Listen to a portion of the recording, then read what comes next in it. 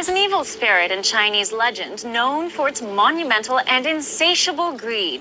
Tao Ti was so greedy it consumed everything in sight, even its own body. Without body, Tao Ti has no allegiance. Without allegiance, Tao Ti has no honor. Without honor, the spirit of greed could be made to do anything. It wanted more at any cost. The Chinese Communist Party has used and abused the greed of others to get exactly what they wanted for decades. This brings us to Joe Biden and his allegiance to the Chinese Communist Party. New York Times bestselling author Peter Schweizer tells One American News the Biden-China relationship should have set off major alarm bells from the start. I think that the Biden-China relationship is deeply troubling and demands investigation because you're talking about the Biden family while Joe Biden was vice president of the United States, engaging in a series of lucrative deals with the Chinese government.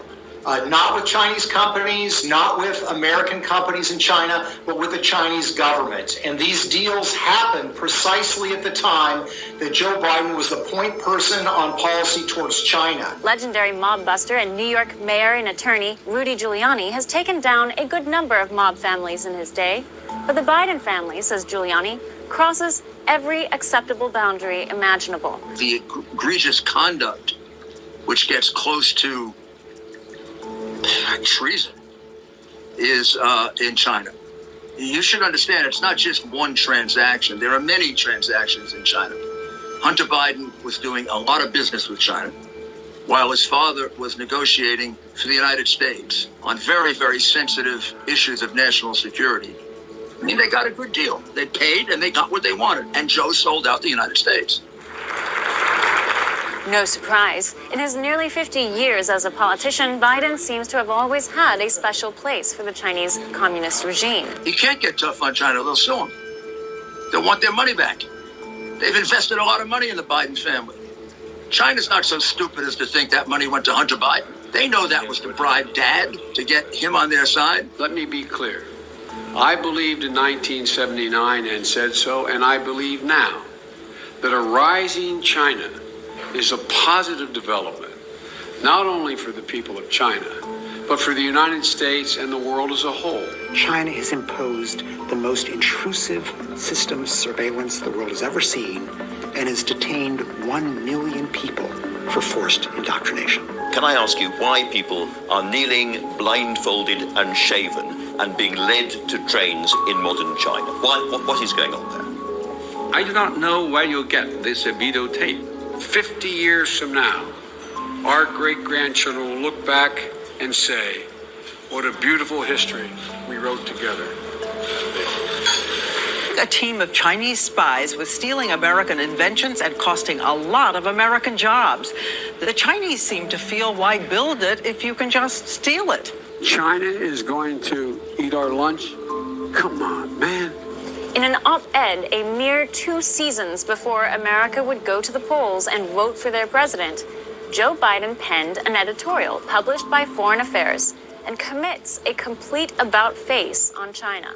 The United States does need to get tough with China, waxes Biden. If China has its way, it will keep robbing the United States and American companies of their technology and intellectual property. Biden seems to say that under Obama and his administration, America's foreign policy was somehow stronger against China. The facts defy Biden's new memory.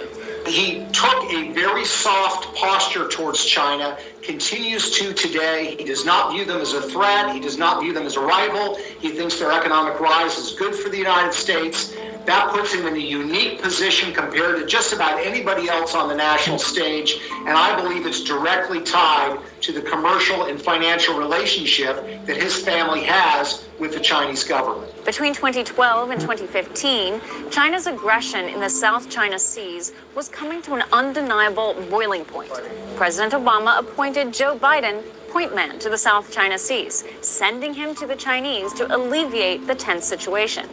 I don't know why Obama kept doing this, because every time he'd make Biden the point man, America would lose.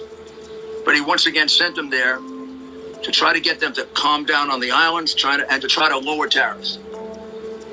Well, he brought Hunter Biden with him, At the time, nobody knew why. It was December 4, 2013. The father and son duo flew over to China on an official mission via Air Force Two. Biden's answer to China's piratical aggression in the South China Seas was to remove America's Navy presence in the South China Seas altogether. The U.S. Navy, as advocated by Biden, was told to cease patrolling the South China Seas out of fear America might upset China. This was all China needed to plow forward with their illegal military presence. Worse, they continued to build islands in the South China Sea equipped with aggressive weapon systems.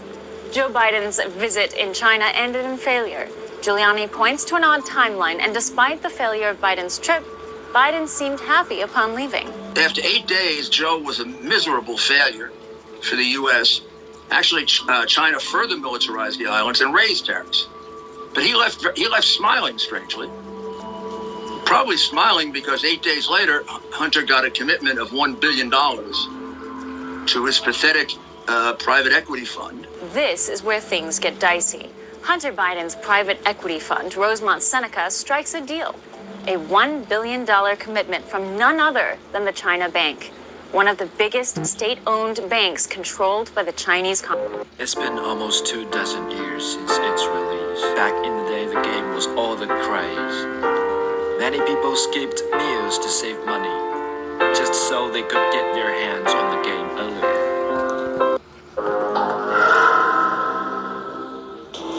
To the question of whether Hunter Biden profited off his father's power as vice president,